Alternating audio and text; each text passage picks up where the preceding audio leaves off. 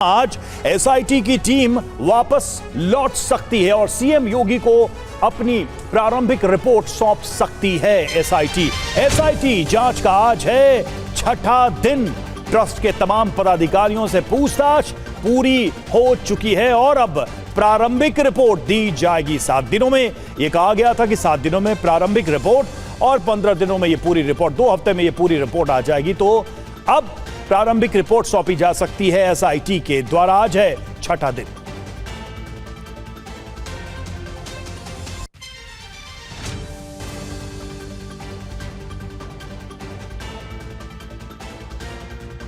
और राम मंदिर चढ़ावा चोरी मामले में सूत्रों से खबर है नकदी गिनने का काम निजी एजेंसी के पास था। यह सूत्रों के हवाले से बड़ी जानकारी सामने आ रही है। निजी एजेंसी ने आउटसोर्सिंग से लोगों को नौकरी पर रखा। गणना प्रक्रिया में शामिल लोगों की नियुक्ति पैरवी पर हुई थी। कुछ कर्मचारी गड़बड़ी में शामिल हो सकते हैं, इस बात की संभावना है। एक बैंक अधिकारी ट्रस्ट के पदाधिकारी के घर किराए पर रहते थे। ट्रस्ट के कर्मचारी मन मर्जी से काम करते थे। ट्रस्ट से जुड़े लोगों के दबदबे की वजह से नियम सख्ती से लागू नहीं हो पाए। बैंक कर्मचारी औपचारिक भूमिका में थे। ये सूत्रों के हवाले से बड़ी जानकारी सामने आ रही है। और एसआईटी ने पिछले 5 दिन में क्या क्या किया है, एक नजर इस पर भी डालते हैं। देखिए, मंदिर के कैश काउंटिंग रूम में जांच की गई और सीसीटीवी और डिजिटल रिकॉर्ड की पड़ताल की गई। चंपत राय समेत ट्रस्ट अधिकारियों से पूछताछ की गई। 40 से ज्यादा कर्मचारियों के बयान दर्ज किए गए। सोना, चांदी और नकदी रिकॉर्ड का सत्यापन किया गया। चंपत राय के करीबी टिन्नू की भूमिका की जांच की गई और डिजिटल साक्ष्य और वीडियोग्राफी का भी संग्रह किया गया। तो अभी तक ये सारी चीजें हुई हैं इस जांच में और अब इसकी प्रारंभिक रिपोर्ट सौंपी जाएगी। पंकज चतुर्वेदी हमारे साथ इस वक्त जुड़े हुए हैं, उनसे हम बातचीत करेंगे और जानने की कोशिश करेंगे कि अब तक क्या क्या हुआ है और जो प्रारंभिक रिपोर्ट है वो कब तक सौंपी जाएगी। मतलब समय सीमा तो समाप्त हो रही है। पंकज, जांच हुई है, कई लोगों से बात हुई है, कई लोगों के बयान रिकॉर्ड किए गए, डिजिटल साक्ष्य जुटाए गए जैसा कि हमने कहा। क्या ये माना जाए कि जो प्रारंभिक रिपोर्ट दी जाएगी उसमें कोई अनुमान या एक तरीके से एक इशारा मिल जाएगा कि गड़बड़ी किस तरह की है?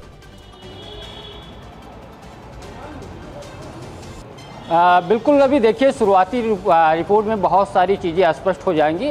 हालांकि जो एसआईटी की टीम है वो अयोध्या में है। अयोध्या में से वापस होने के बाद पूरी चुकी जो भी जांच पूछताछ चीज़ें निकल के आई है, समरी बनाई जाएगी। उसके बाद सीएम से मुलाकात कर सकते हैं। उसमें कई सारे एंगलों पे जांच की गई है क्योंकि एसआईटी की टीम में 3 अधिकारी थे।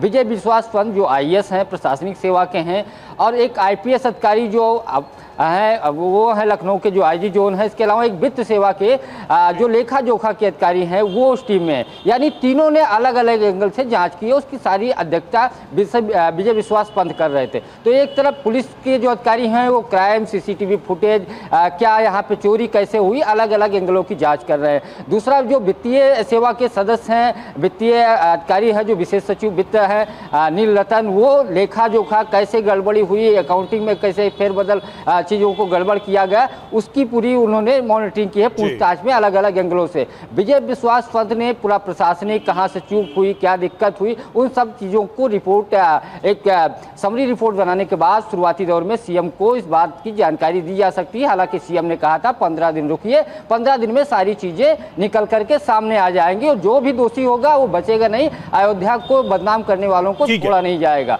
तो फिलहाल ये लेकिन जो सूत्रों से जानकारियां सामने आ रही हैं और जो जिस तरीके की बातें सामने आ रही हैं, बैंक कर्मचारी की जिम्मेदारी, लोगों को आउटसोर्स किया जाता था इस नकदी को काउंट करने के लिए, भी बात सामने आ रही है। और एक तरीके से प्रशासन, मंदिर प्रशासन के लोगों के इन्फ्लुएंस से इन लोगों की एंट्री होती थी। जो नियम बनाए गए उनका सख्ती से पालन नहीं होता था। ये सारी बातें सूत्रों के हवाले से सामने आ रही हैं। इसमें कितनी सच्चाई दिखाई दे रही है? जो बातें कही जा रही हैं उनका और अब तक जो स्थितियां दिखाई दे रही हैं, जो जांच पड़ताल में जो जिस सामने आया, कोई मिलान दिखाई दे रहा है क्या?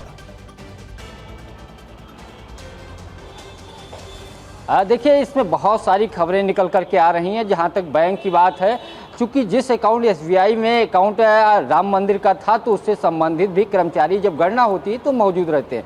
लेकिन चूंकि उस समय जब अकाउंट खोला गया होगा उस समय जो चीज़ें सामने आई होंगी कि मैं कैसे कर्मचारियों को या किसको रखूंगा और बैंक की तरफ से कौन मॉनिटरिंग करेगा। ये चीज़ें बिल्कुल फाइनल नहीं होंगी कि आउटसोर्स यानी थर्ड पार्टी के कर्मचारी मंदिर में गणना के समय लगाए जाएंगे। लेकिन ये भी चीज़ें निकल के आ रही कि एक बैंक का अधिकारी वहाँ का प्रभारी बनाया गया होगा, चूंकि सारी गणना के बाद जब रकम बैंक में आती थी तो एक बैंक कर्मचारी के तौर पे वहाँ मॉनिटरिंग जो आउटसोर्स के कर्मचारी थे उनकी मॉनिटरिंग करने के लिए, साथ साथ बैंक मैनेजर या बैंक कर्मी जो थे उनसे पूछताछ हो सकती है। ठीक है पंकज, बहुत सारे जो यानी कि इन तमाम लोगों से जो पूछताछ की गई है, जो जानकारी जुटाई गई है, उसके आधार पर यह जांच आगे बढ़ेगी।